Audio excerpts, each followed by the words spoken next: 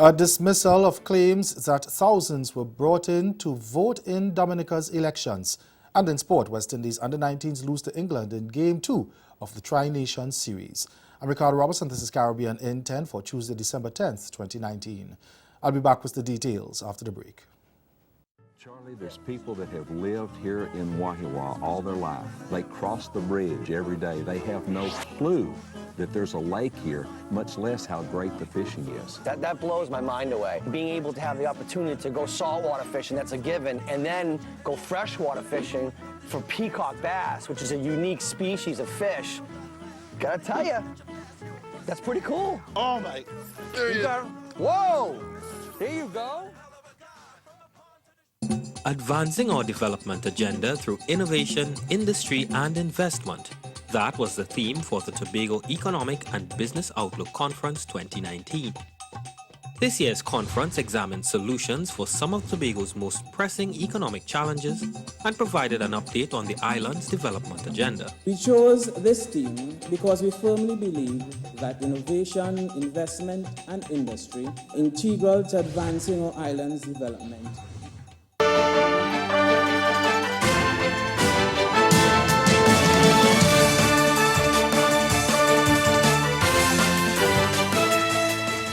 The Dominica Air and Seaports Authority, DASPA, has dismissed allegations by the opposition United Workers' Party, the UWP, that about 8,000 people had arrived in the island by charter and regular flights to participate in last Friday's general election. The allegation had been made by opposition leader Lennox Linton, who said his party, which lost 18-3 at the polls, would not recognize the results. But in a statement, DASPA said information about thousands of Dominicans returning home to vote is incorrect and dismissed it as part of the fake news establishment being channeled through social media and other news mediums. It said the total number of passengers arriving on the island by air and sea for the period December 1st to 6th totaled just 2,717. DASPA made a comparison to the arrivals for the same period last year. That was 1,589, and it said that it could be clearly seen that the statement about 8,000 passengers arriving in Dominica to participate in the general elections is erroneous, exaggerated, misleading, and mischievous. Now, DASPA added that it was very unfair and irresponsible for persons who should know better to make those unsubstantiated claims as it relates to passenger arrivals without first seeking to get the facts. The Ministry of Health in Trinidad has confirmed that the number of flu deaths has risen to 32 as authorities continue a nationwide influenza vaccination drive. Chief Medical Officer Dr. Roshan Parasram told a new radio program in Port of Spain that while the country is not in a crisis as a result of the number of recorded deaths, it is also important for people to get vaccinated. Back in November, the ministry said the number of suspected cases for this flu season had reached 2,738 and that there had been 16 confirmed deaths. It added that the cumulative number of vaccines administered to the public so far was 16,301. The latest figures show the number of suspected cases had reached 3,232, while the cumulative number of vaccines administered to the public so far was 33,101 as of December 9th, and that was yesterday. Suriname says it will not condone any attempt to remove its democratically elected government and president as it prepares for general elections in May 2020. Minister of Foreign Affairs Yildiz Polak Bilge issued the warning at the 9th Summit of Heads of State and Government of the African, Caribbean and Pacific Group of States, which wraps up in Kenya today. Now, she told the meeting her country's priority is breaking free from the attempts of colonial and extraterritorial dominance and patronage, an approach which is encountering great opposition. Her statements come on the heels of the conviction of President Daisy Bautizé by a military court last month for his involvement in the 1982 murders of 15 political opponents of his then military government. Human rights lobby group Jamaicans for Justice, the JFJ, is contemplating pursuing legal action in the wake of revelations that children are being locked up in correctional facilities or remand centers for displaying behavioral problems even though they have not committed a crime.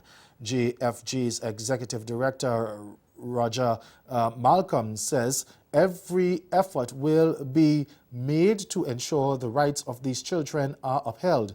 The issue was raised in a Sunday Gleaner article which pointed to children being held in correctional facilities after being deemed uncontrollable. TVJ's Herman Green reports. Prison time for no crime. That's the headline from the Sunday Gleaner and an indicator of the JFJ's new advocacy focus.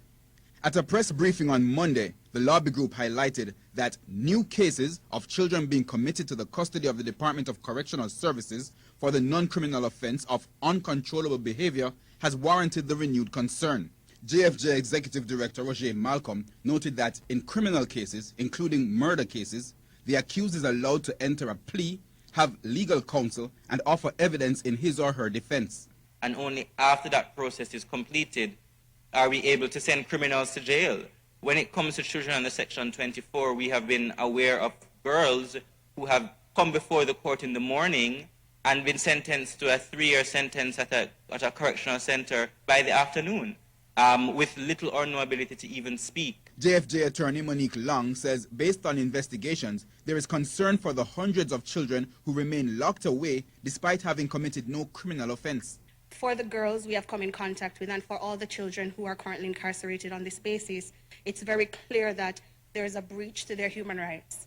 A number of things arise in the court processes, a number of things arise in the quality of care they're being afforded in these settings. And stay with us, your Midday Sport is next. We've got a huge fan base. They're all into the off-road racers, and a lot of the people that I race against also race in the Baja racing, so it's a very easy transition. And we worked on this barrel roll. It's basically taking a Baja-style truck and spinning it in the air, 4,500-pound truck, spinning it in the air and landing it on the ground. Nobody's ever done that before. Yeah, we worked on that for 4 years, and we decided to roll it out down at Ensenada, and it was really well received. I ain't gonna stop, I'ma kill you, I ain't gonna pop. You talking about you happy, you talking about you king and the only thing you king is how you standing there, you ain't body. I this me and your brain fly, you me know, you me say me catch you play that me know with your friend, them kill you and gunshot or bend them like a cure, really. As usual, Spartan King is confident already in the arena, so his style and the way he brings off his lyrics is flawless.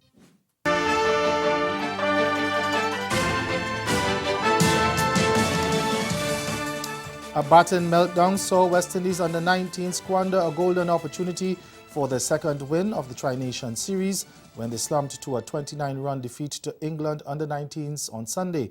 Now, what should have been a straightforward run chase in pursuit of 170 for victory at the Vivian Richards Cricket Ground quickly became complicated as West Indies declined from 74 for 2 in the 12th over to be all out on 140 in the 37th over. Captain Kamani Melius top scored with 46 from 32 deliveries, while Kirk Mackenzie chipped in with a patient 33 from 54 balls, but no other batsman passed 20.